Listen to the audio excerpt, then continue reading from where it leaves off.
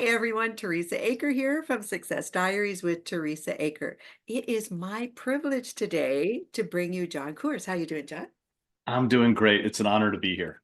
Honor to be Oh, here. it's my pleasure. I'm so glad you're here. Now, Jon Kohrs is an author, and he was very gracious to send me a signed copy of his book, and it's called Horribly Lovely.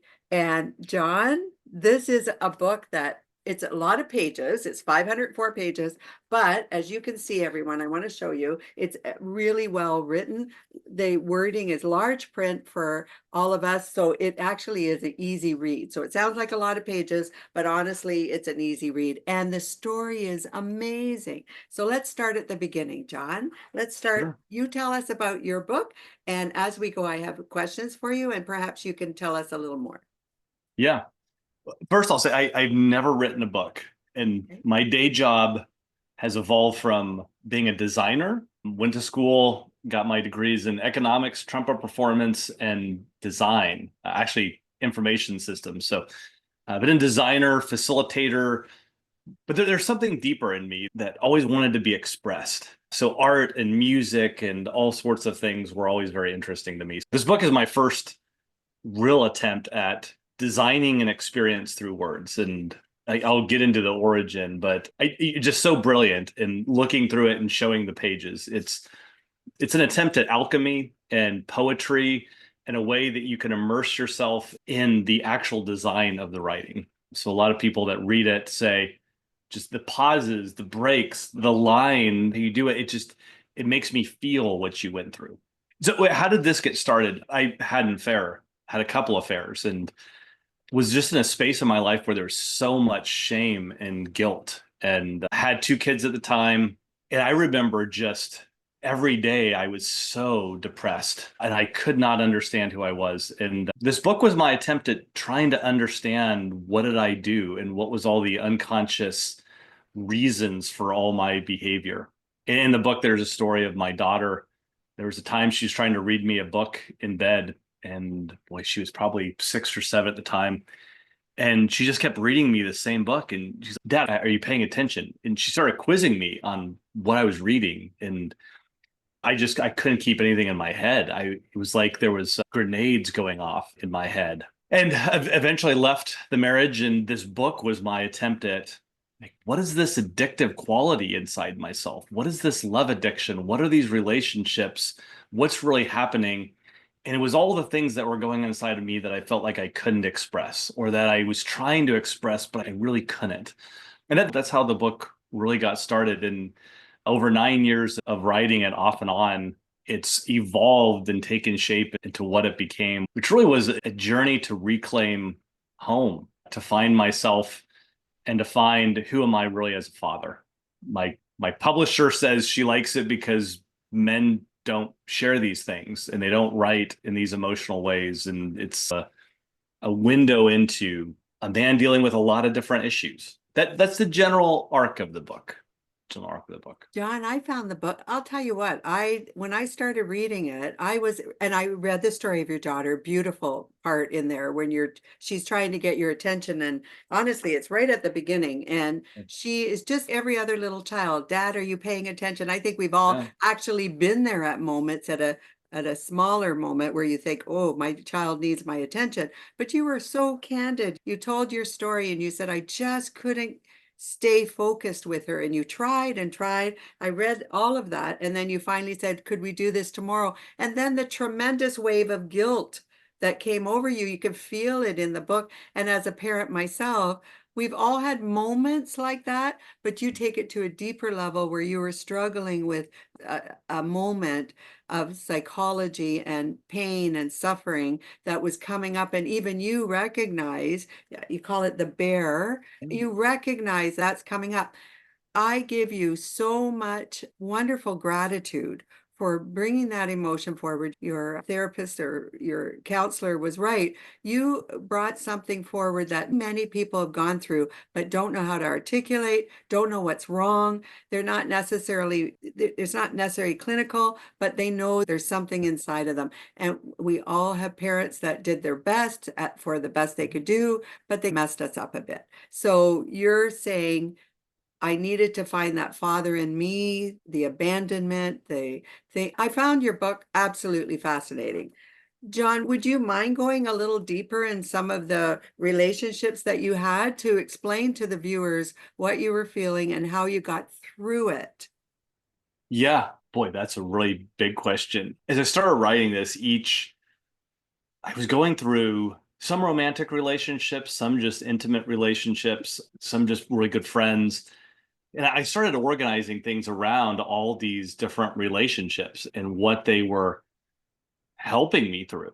And the title came from a woman I met at a bar where getting divorced and went back in. There's a day I just felt so destroyed inside. What am I doing? And felt so much shame and remorse, and went back into the house with my ex-wife and through a series of events that created our third child. And there was even more shame and guilt of what is happening in my life. And then there was a relationship that I met just in a bar. And it was a woman that could share the pain. It was like the first time I could just really express how bad it felt. And it wasn't just that event, it was so much of my life. And she could hold it, and she had the same pain. And we would just sit in a bar and talk about it. Anyway, we were talking one day and we were just talking about fun book titles. And I said, "It's such a horribly lovely life." And that's where the title came from. So at that point, it was like each of these relationships became part of the book. And boy, I don't know how many total there are, probably around 10 to 11 different relationships. I have it in my notes. Yeah. And each one taught me something deeply about myself and helped me to understand like the deep trauma that I was in and where that trauma really originated and some of the deep roots of that weren't even about the relationships or about me. And it gave me a sense of how much pain I had gone through, but how amazingly beautiful that was and the origins of how that shaped me. So, a number of different relationships in there. I would say, boy, one specific one that comes to mind. Carrie in the book is a big part of my healing and understanding myself. But there's another one that when I went to Peru, I got back and I remember writing all of these things that I thought I wanted in a partner. And I think we've all done this is, oh, if I could just find somebody that was all this. Yeah. And I wrote it. And I remember getting back from Peru. And a couple of days later, I went to this event and she was right there. And I could feel the words whispering. Like I could literally feel her saying, "Come sit. I'm over here. I want you to come sit by me. I want you to talk to me." And she would just keep looking over. And I thought, but this is just such an extraordinary connection. It's like telepathic and I could feel everything. And I went over and talked to her and it started a relationship. And it was only a 4 month relationship, 4 or 5 months. And there was something that just profoundly moved me in that relationship. It was like there was softness, there was understanding, there was ease. There were so many qualities that I just not experienced. And after we ended that relationship, I was just stuck in it. I couldn't get it out of my head for a year. There was just something deeply healing that I had found in myself through that relationship and I had found in her. And I think she was writing the book. She was the first relationship that really felt like home. And I thought I had found home in Peru and going to these different places. And I realized I was still spiritually bypassing a little bit. But there's something within her that brought me back to this is really what home feels like. And although it ended, I think it cemented this thing inside myself to keep going. As I read your book, Jon, you do talk about the people that you're with in a respectful and caring manner. If I might, you add a lot of times in here, I wanted to love, I wanted to be loved. And then you also add the lady that you were with, and they were all women, they wanted to be loved also and be loved. Can I ask you, and I'm aware that the book is at your side of this, the view. Yeah. Did you learn anything about the type of women that you were with? Did they all have a thread, if you will, what would draw them to a personality like yourself? And the reason I wonder that is because although it was your relationship, you have a family, and we'll talk about your future after this as well. But what was it that each woman that you encountered drew to you, if I will? Could I ask that? Yeah. Yeah, that's a really good question. Some of that I explored with them. Some I don't know fully the answer. I'll say in the book, for those following that are really big in the Enneagram, I'm a 9. So the idea of love is a central theme in my life. And Yeah. there's a lot of layers in this book, from spiritual bypassing to addiction to fatherhood, to masculine, feminine identities, to even love addiction. And what is love addiction? Boy, it's a really good question. I would say in some of the recent relationships, I think what drew some of the things that I've heard is I trust you immediately. There's something about you I just trust. And the shadow side of that is if there's ever omissions or any lies, usually that comes out really quickly and it can be a sense of betrayal. You're really easy to talk to. You're a great listener. You never judge me. I think on the shadow side of that is sometimes being Pollyanna and not having discernment and having your own point of view. I think I've heard you're different. You have a way of thinking about the world really differently. I think the shadow side of that, I can be a little Iranian, which can present a little bit, I say this with all endearment, but a little bit autistic, a little bit on the spectrum, a little bit detached sometimes. I hear you're really kind. You just seem to have compassion for a lot of people. I think on the shadow side of that is conflict is really hard for me. And sometimes kindness can be a mask of fawning, where I'm fawning and my nervous system is being kind to try to create a cushion between us. Yeah, I do get the things of you seem to have done your work and you're very spiritual, and that's rare in a man. I think I'm not really spiritual. I've gone through spiritual bypassing. I've done a lot of things that people talk about, but I'm trying to be a human. And it's like, how do you live a messy life? Sometimes that's hard. So I think those are the things that have maybe drawn people to me. I would say in the book, I explore this idea of love addiction. And I know sometimes people have a negative connotation with the word addiction. It feels scary or unsafe sometimes in relationships. I would say, as I've understood addiction, and I still work on it all the time, it really is this advanced coping mechanism to try to avoid pain. Yeah. There was a trauma event, everything got frozen, and it was too much for your nervous system to handle. And to try to cope, you find these addictive things. So love addiction is it's not necessarily that you're addicted to love and it's not real. It's that there's this frozenness you're in, and you're trying to find places that allow you to still exist and to work through those things. So I see addiction as a friend that can inform you of the pain you need to go to. So your question of what are some of my partners, I don't think they were all like this. The work I did was when you're craving intimacy, because intimacy was the broken bond. It was the source of trauma. And this break of intimacy was so ruptured that you have a fear of it. And that's really love addiction, is it's deathly fear of intimacy. So there is this attachment wound, but love addicts usually find avoidance, because avoidance also have a fear of intimacy because they were engulfed by their caretaker. So there's a natural pairing. They both have this core wound of fear of intimacy. One advances hoping it doesn't go away.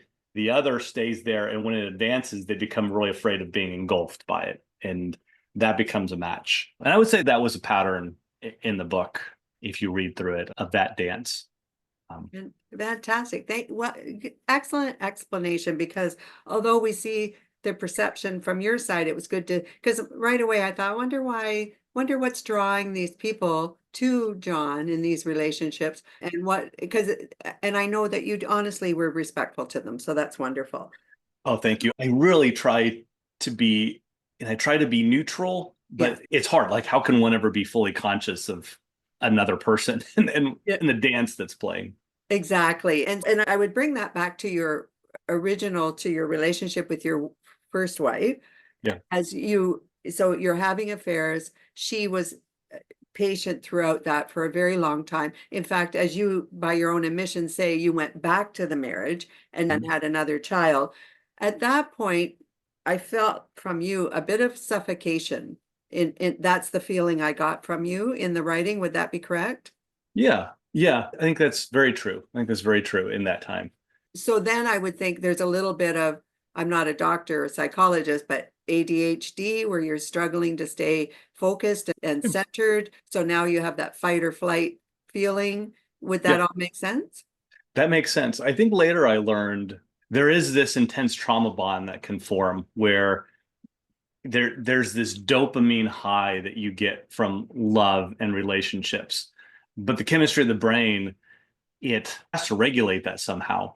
Right. So it creates an immense amount of cortisol, or you find activities that create stress in your life. And then with that stress, you need more of the dopamine high. And then you end in this pattern. I do think in that time things were so stressful and there were things I wasn't conscious of that was happening, that this intoxication, this feeling of, oh, there's got to be love out there. There's got to be love out there. Yeah. I can't feel this love from my ex-wife anymore. I just can't feel it in the day to day. Oh, I feel like I'm dying inside. And I think it's a real feeling, but I think it's born from something beyond. I think there was love still there. I think I was searching for something that I could probably never fill because I hadn't found it in myself yet. That's a big point that I want to make, John. So as people are reading the book, what, and we know we're all adults here. We know that people go through things in life. I totally understand that. But you said it right there. And if to your point, you have to love yourself, find yourself, be yourself before the relationships can be a whole. Because I Yeah. don't really think you mentioned you were trying to find love, but honestly, the love is inside you. And so finding it externally isn't going to work, no matter how many people they certainly could show you love, but until you have it for yourself, it would be difficult to say, okay, you're responsible for me feeling loved. Would Mhm. that make sense? Makes total sense. And I So think in the that book I explore, yeah, that makes absolute sense. Absolute sense. Yes. And that's very true for me.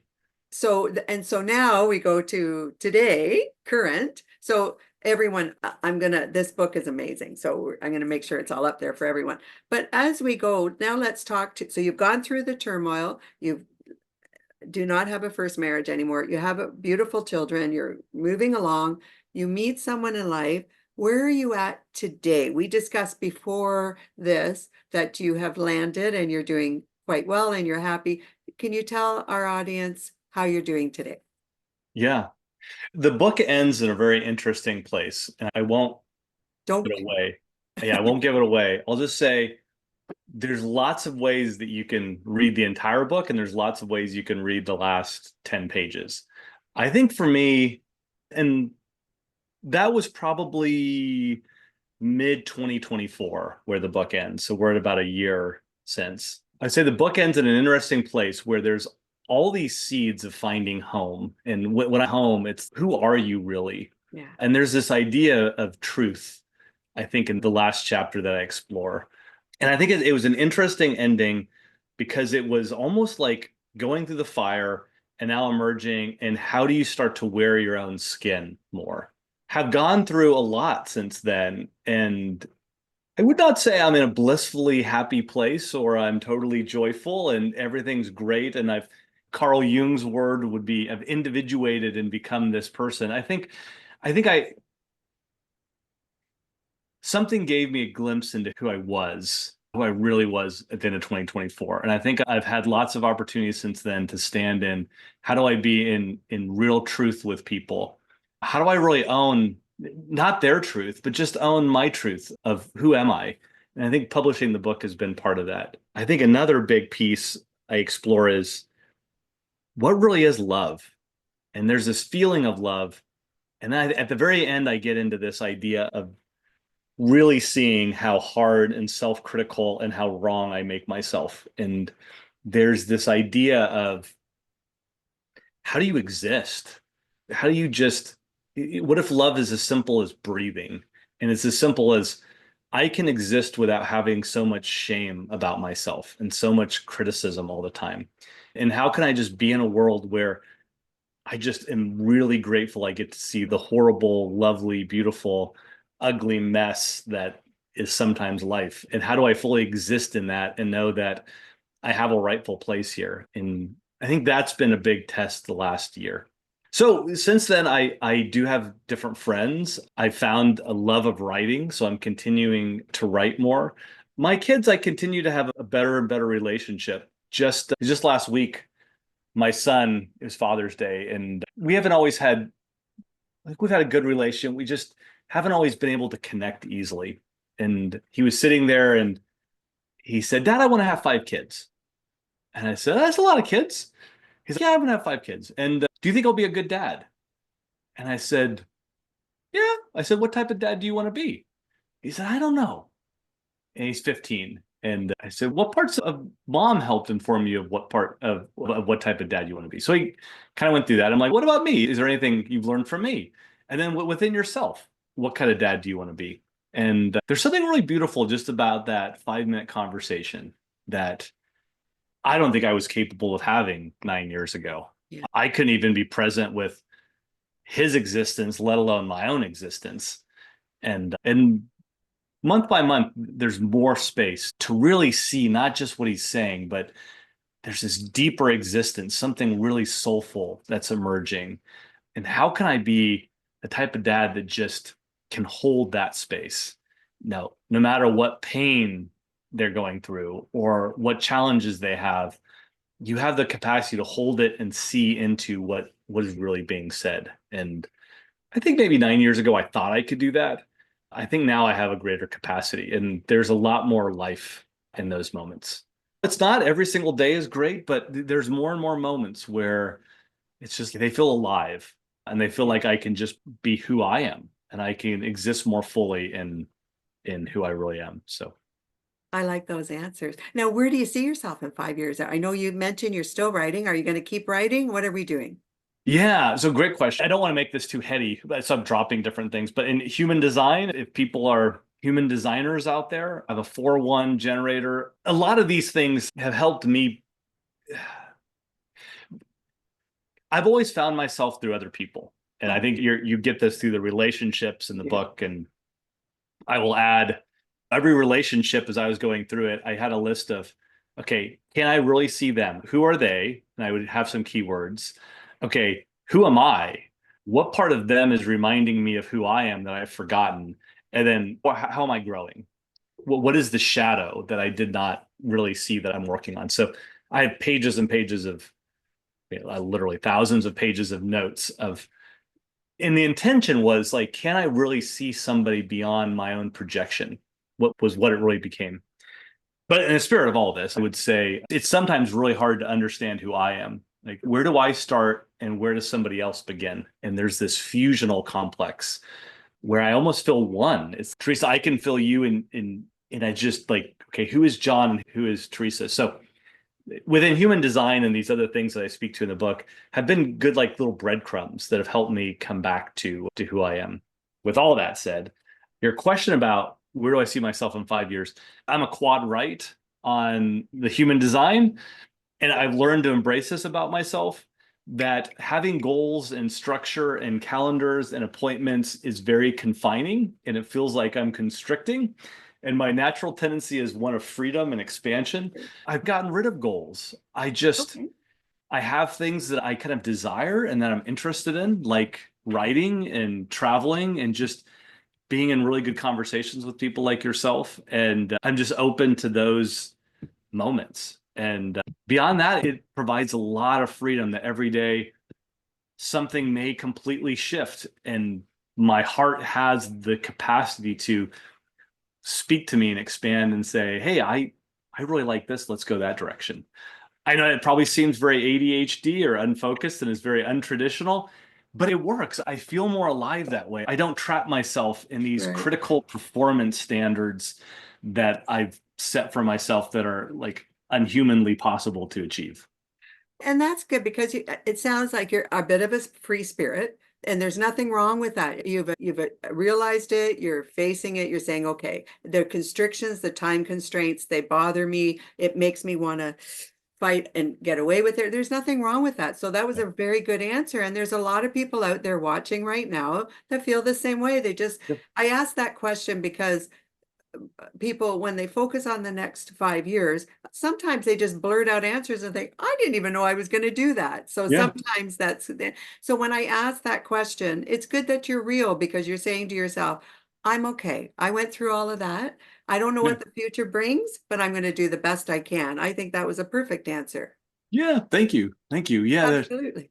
there's just these, if I really get clear with myself, I realize how much there's been this, if I can create value for somebody else, then I'm worthy. And if I'm worthy and they're happy, then they feel good. And if they feel good, then my nervous system can relax. And if my nervous system can relax, then I can feel more free to be myself. And then when I'm free to be myself, then I can just exist.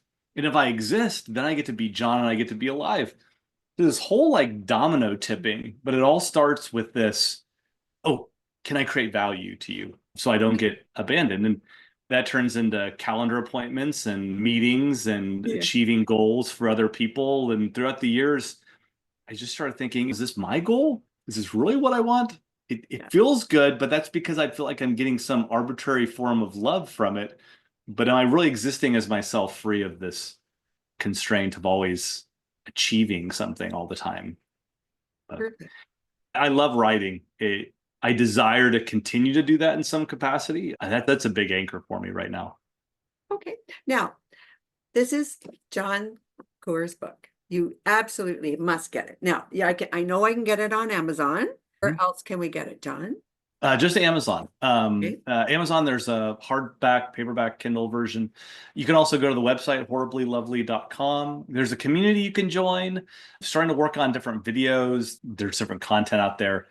My intent was the book, with the entire book, was how do we share these moments and how do we fully exist as people? And if you're reading this book and you're getting triggered, or you're saying, oh, I have this, and I've just never shared it, or this is my perspective and I've gone through something similar, it's just different, or I don't agree, there's a different, whatever comes out that you need to express. I wanted to create a community or a place that people feel free to be authentically themselves. So that's the website. You can join, have conversations with people. So any one of those, or just read it, and happy to, you can call me. There's a quiz on my website too, an alchemy quiz, and you can find 15 minutes and we'll just chat about what you're going through. So lots of ways to reach me and engage with the content beyond the book. What's the webpage, John? Oh, horriblylovely.com. Horriblylovely.com. I'll make sure it's all in the show notes for everyone so they can get a hold of you. And is that the best place to contact you? Or are you on Facebook, LinkedIn, Instagram? Just Instagram, Hatched in Love. Hatched Okay. in Love, and I can send you that too. So I'll make sure it's on there. Yeah, you'll send everything. So, John, it was my pleasure today to have you on the show.